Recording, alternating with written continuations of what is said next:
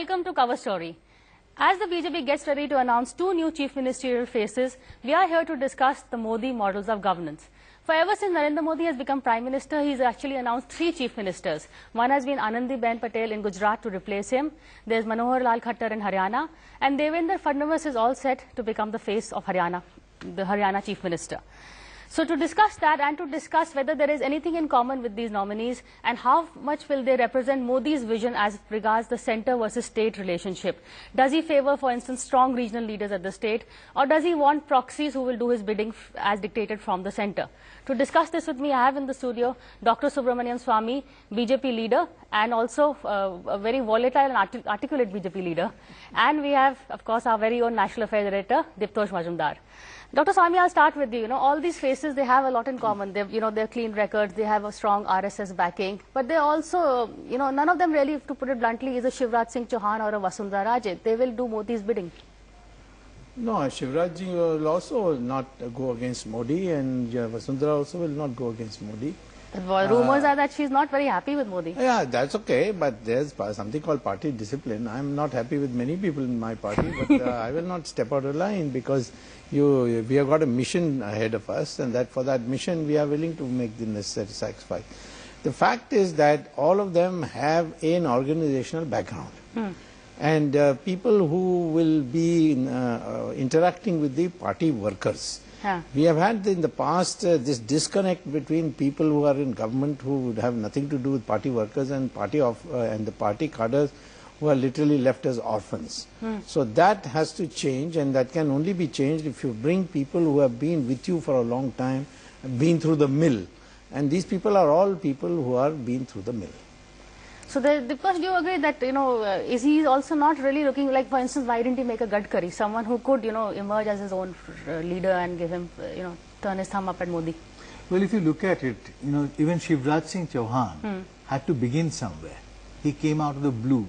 There has been people, leaders who have come up. For example, if you remember, when Uma Bharti was replaced, he was replaced by Babulal Gaur.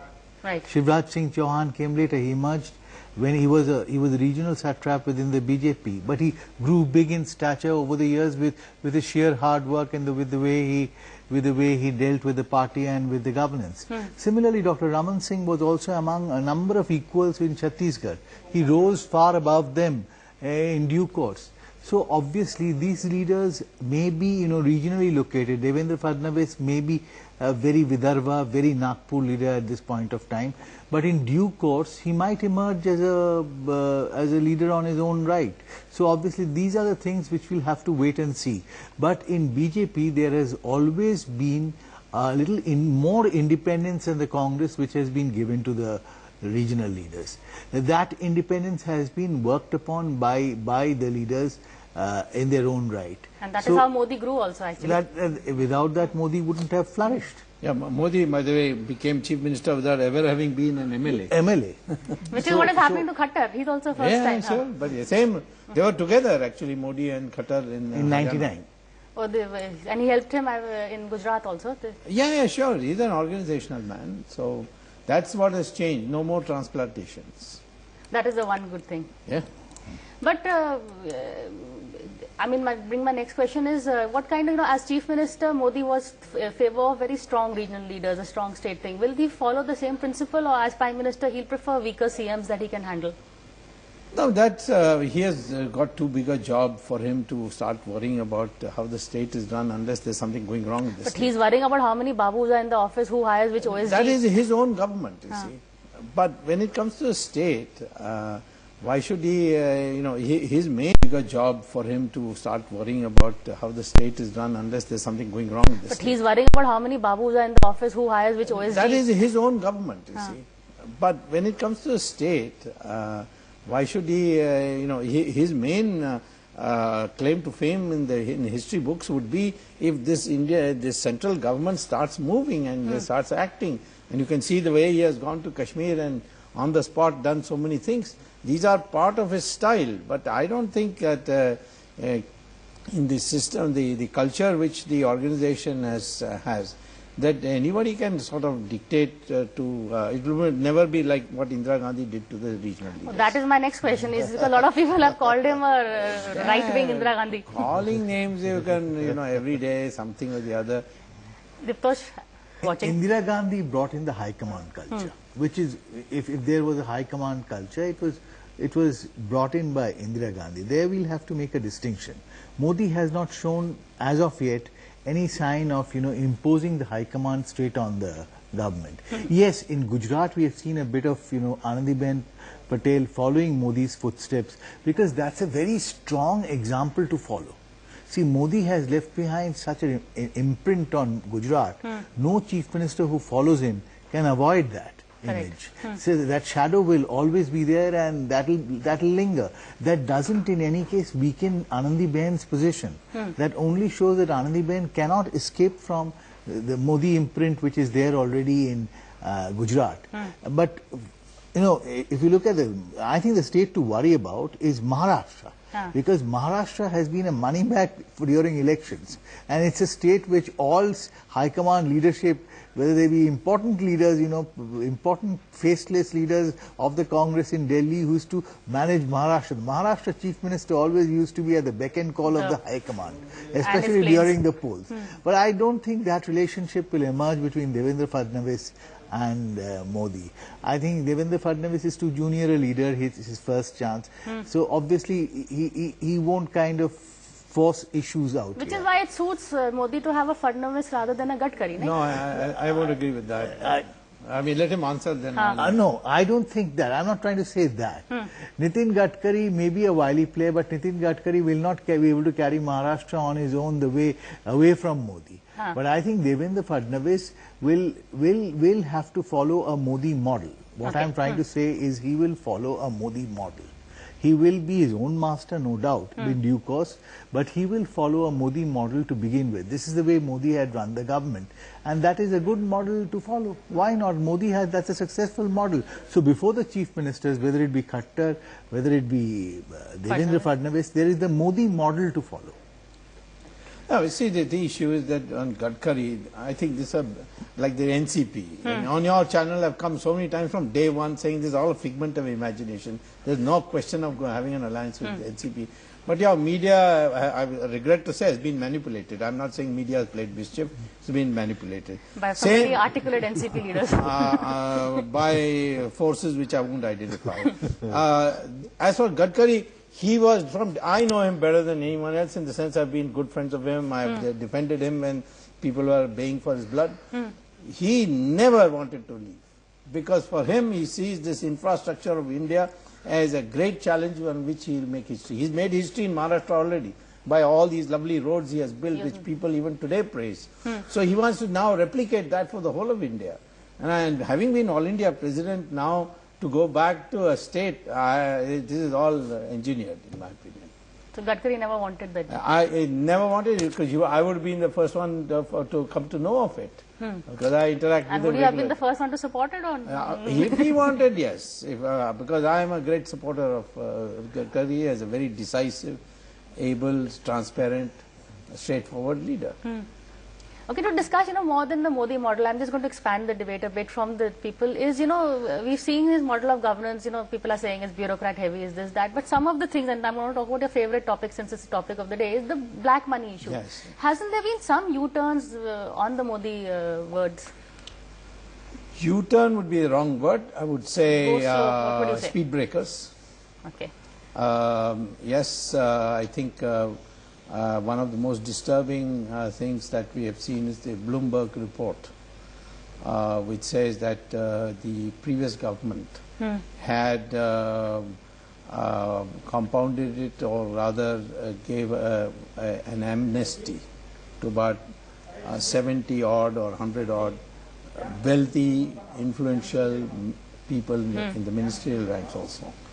And then our government has not yet repudiated that. It must repudiate that. It's not linked to the decision to not disclose it unless the charge sheet is filed. In my opinion, is not consistent with what we have been practicing in democracy. When an FIR is registered, only then there can be a charge sheet.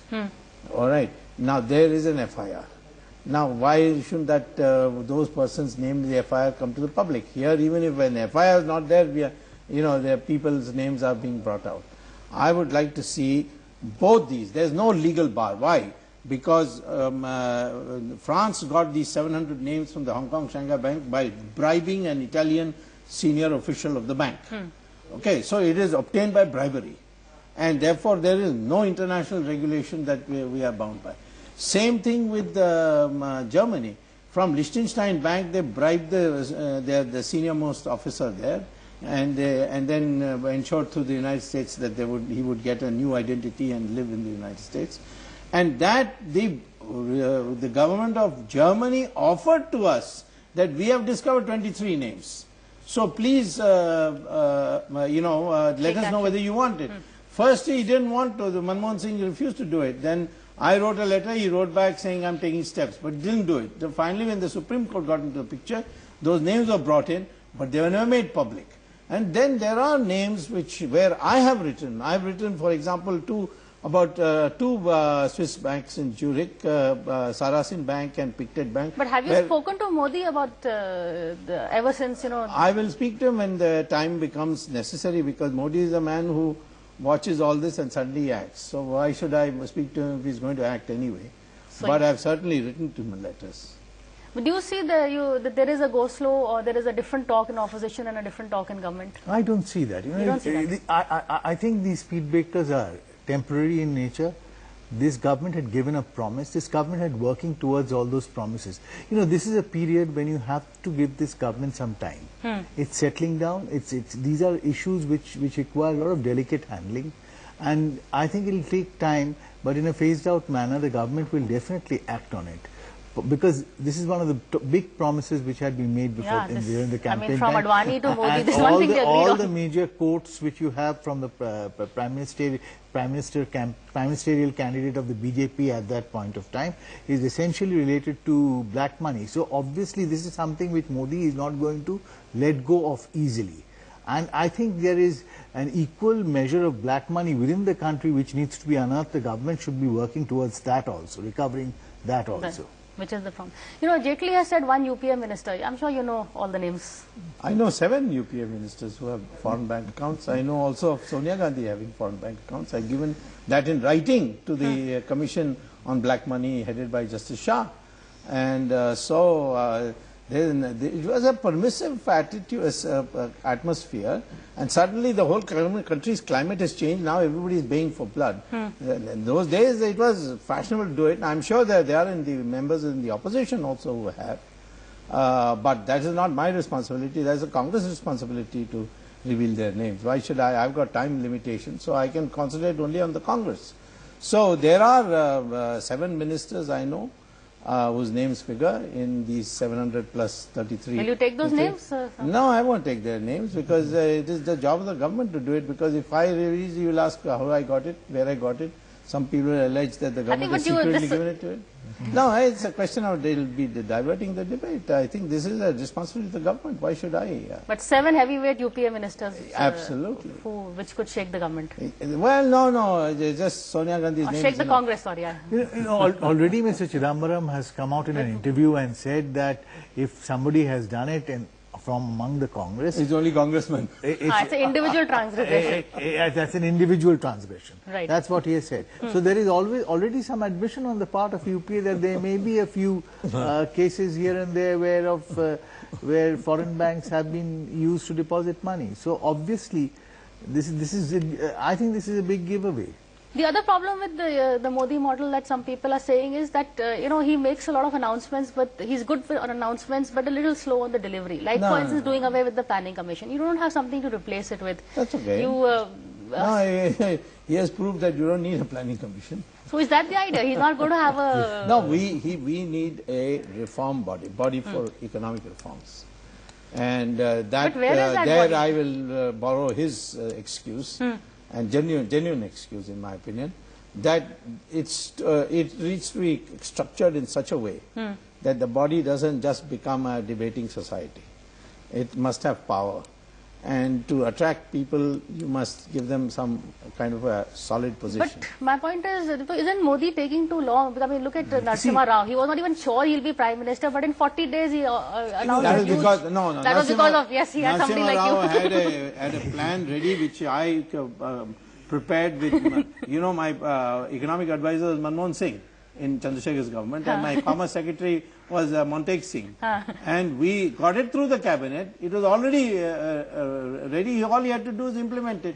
He called me to his house and asked me for the report. I gave it to him, and he went ahead. Yes, he deserves credit for having the political sagacity to implement it. So therefore, you know, scholars are galore in our country who can produce plans, but you need a man who can get it implemented. Today, that kind of plan doesn't exist.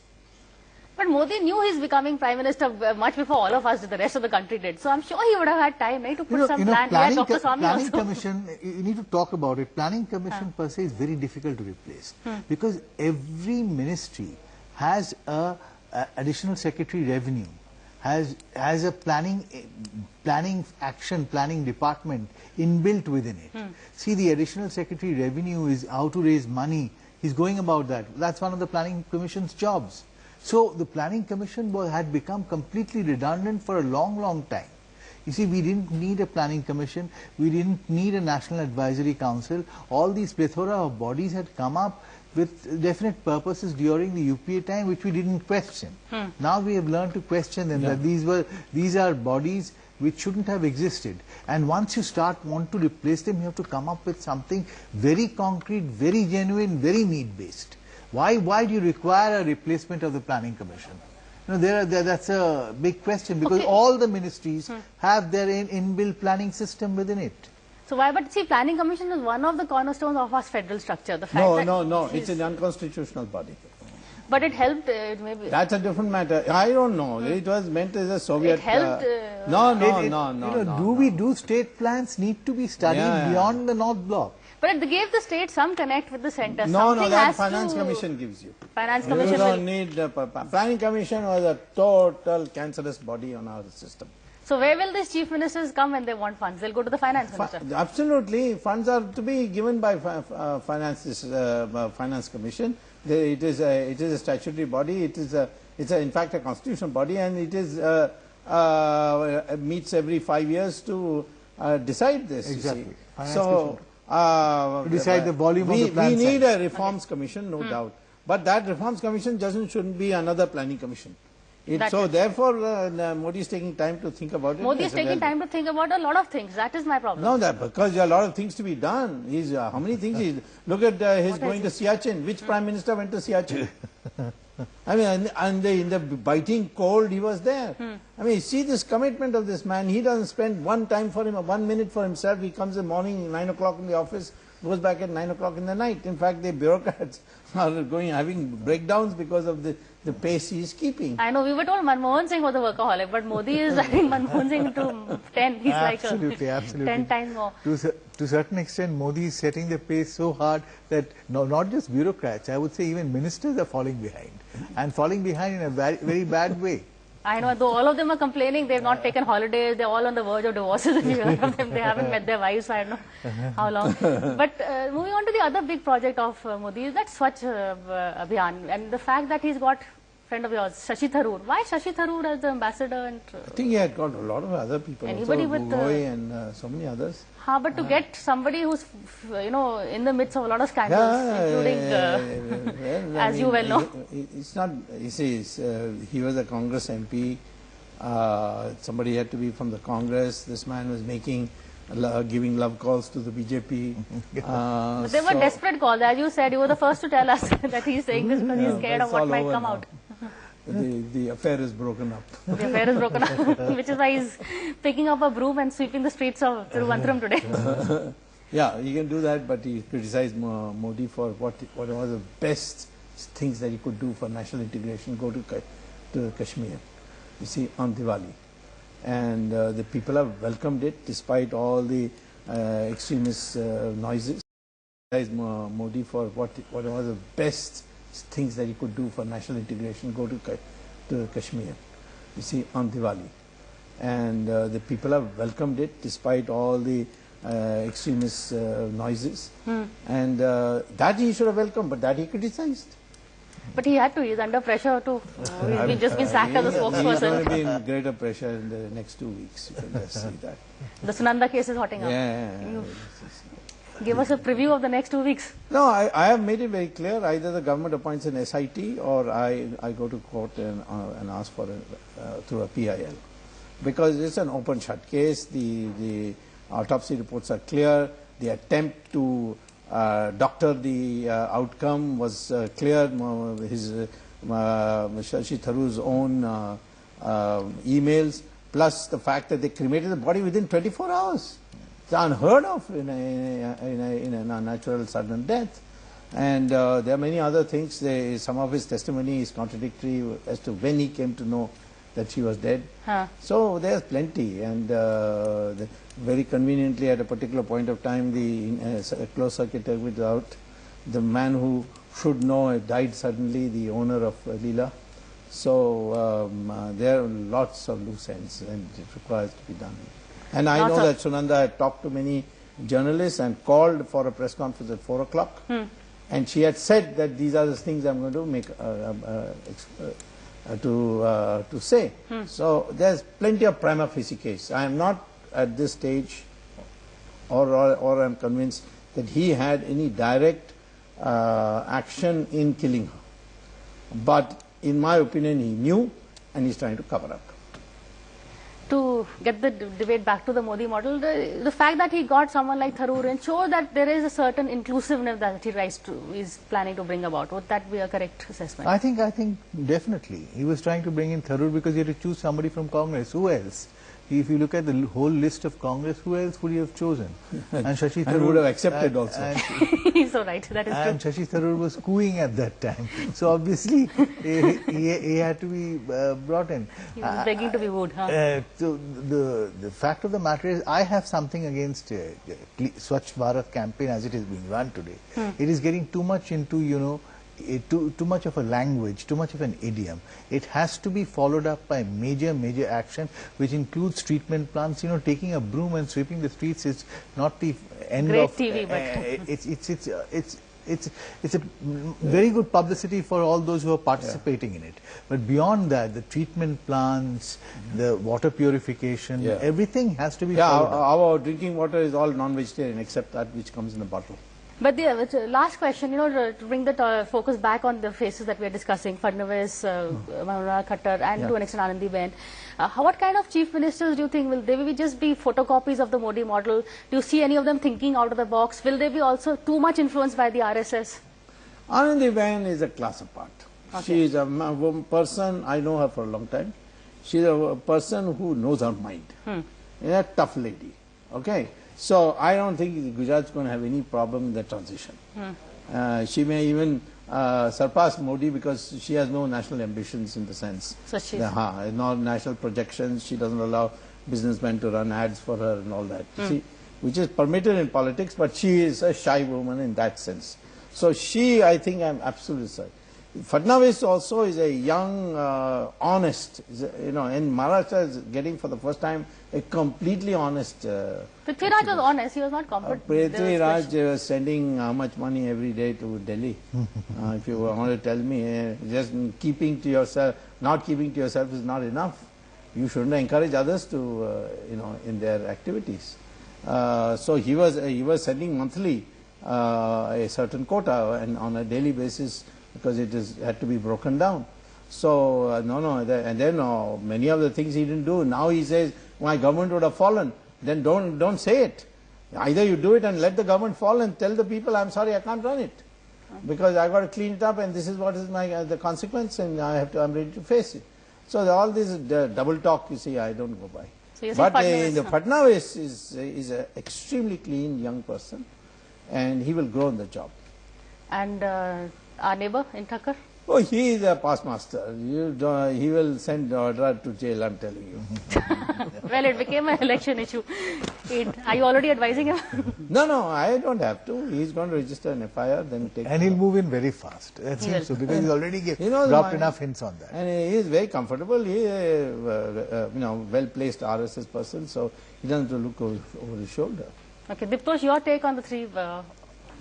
My take is okay, let them grow. You know, Devendra Fadnavis has come in, he's a young man, Maharashtra is a very complex state to handle, but I think he'll do a good job. And now that he's comfortably in the knowledge that Vidarbha cannot be taken away from Maharashtra, given the numbers that maybe Vidarbha will be part of Maharashtra, he has a whole Maharashtra to govern and he'll have to do it according to that. And he'll have to be clear because Maharashtra has a lot of, areas where corruption can seep through.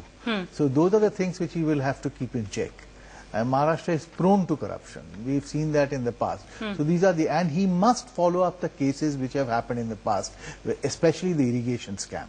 Those are the things people are looking for. If this vote has been, if this mandate has also given him a right to look into the irrigation scam and others from which parties like NCP were running away from. And that's why they desperately needed BJP support and help and part of the governance. So the smart move was saying no to... So Fadnavis must follow up on that and keep an election promise. And Haryana? Haryana, I think Thakkar has come in. And Vadra should worry. Are you with Dr. Swamy on that? Vadra will have to worry, definitely worry. Much more than. I think some initiative should have come from Rajasthan, which has not come as of yet. So, which will probably come from Haryana. So Rajasthan, there is a problem.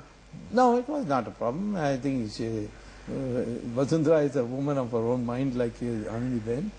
And she may have thought this is not my priority, but now she's not as compliant as Anandi-Ben. No, Anandi-Ben has no problems. You see, the issue is that she doesn't want Gujarat to be her Suba. See, yeah. You must understand, Vasundhara is the Rani after all. See, there are some traits which you have to manage, but she's a wonderful person and very transparent, straightforward. Now she has started on the Vadra issue on the ambulance, and she'll take to the end. Okay, we're going to end now. We had a nice ranging discussion on the Modi models of governance and some of the key issues that Modi has taken up as Prime Minister. But that's all from us for now. Thank you for watching this edition of Cover Story, and we'll see you again same time next week.